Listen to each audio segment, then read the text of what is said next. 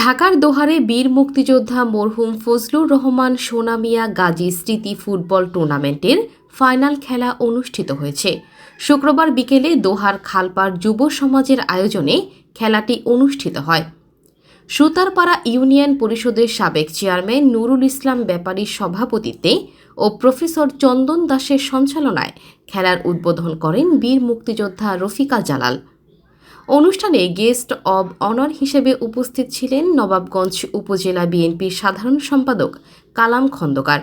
বিশেষ অতিথি হিসেবে উপস্থিত ছিলেন দোহার উপজেলা যুবদলের সাবেক সহ সভাপতি আব্দুল করিম ব্যাপারী, বাংলাদেশের বিপ্লবী ওয়ার্কার্স পার্টির ঢাকা জেলার আহ্বায়ক আব্দুল হাকিম আমিন, সমাজসেবক কিরণ মৃধা, শিক্ষানুরাগী ও সমাজসেবক মোহাম্মদ মিরাজ গাজী, উপজেলা যুবদল নেতা ও ক্রীড়াবিদ বাহালুল ব্যাপারী, যুবদল নেতা সালাম দেওয়ান, সজীব গাজী সহ স্থানীয় গণ্যমান্য ব্যক্তিবর্গরা। নির্ধারিত সময়ে খেলা গোলশূন্য থাকলে টাই ব্রেকারে ৩-০ গোলে দোহার ওয়ারিয়র্সকে হারিয়ে দোহার টাইটান্স জয়লাভ করে। পরে খেলোয়াড়দের মাঝে পুরস্কার তুলে দেন অনুষ্ঠানে আগত অতিথিরা।